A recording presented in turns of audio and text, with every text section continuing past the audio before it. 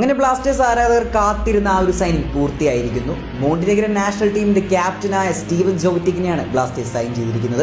34-കാരനായ താരം ഇതിനോടകം 440 കരിയർ മത്സരങ്ങളിൽ നിന്ന് 122 ഗോളും 58 അസിസ്റ്റും തന്റെ പേരിൽ സ്വന്തമാക്കിയിട്ടുണ്ട്. തന്റെ കരിയറിലെ ഏറ്റവും നിർണായക പ്രകടനം അദ്ദേഹം പുറത്തെടുത്തത് 2017 സാക്ഷാൽ റയൽ മാഡ്രിഡിനെതിരെയാണ്. അന്ന് ലാ ലീഗിൽ സെവില്ലയുടെ ചരിത്രത്തിലെ ഏറ്റവും വലിയ വിജയം നേടിക്കൊടുത്ത് 40 മത്സരങ്ങൾ അൺബീറ്റൻ റൺ തുടർന്ന് വന്ന റയൽ മാഡ്രിഡിനെ അവസാന നിമിഷ ഗോളിൽ ജോവറ്റിക് തളച്ചു. പുറകിലോട്ട് 2009 UEFA ചാമ്പ്യൻസ് ലീഗിൽ പ്രൈം ലിവർപൂളിനെതിരെ ബ്രൈസ് നേടി ജോവറ്റിക് യൂറോപ്യൻ ഫുട്ബോളിലെ സ്റ്റാറായി മാറിയിരുന്നു. അദ്ദേഹത്തിന്റെ ഡ്രിബ്ലിംഗും വിഷനും ഫിനിഷിംഗ് സ്കിൽസും ബ്ലാസ്റ്റേഴ്സിന്റെ ഓൾ ടൈം ടോപ്പ് സ്കോററായ ദിമിയിൽ നിന്നും ഒരു കംപ്ലീറ്റ് സ്ട്രൈക്കറായി മാറ്റുന്നു. വേഴ്സറ്റൈൽ താരമായ ജോവറ്റിക് ഫോർവേഡായും സെക്കൻഡ് സ്ട്രൈക്കറായും വിങ്ങറായും കളിക്കളത്തിൽ മികവ് തെളിയിച്ചിട്ടുണ്ട്.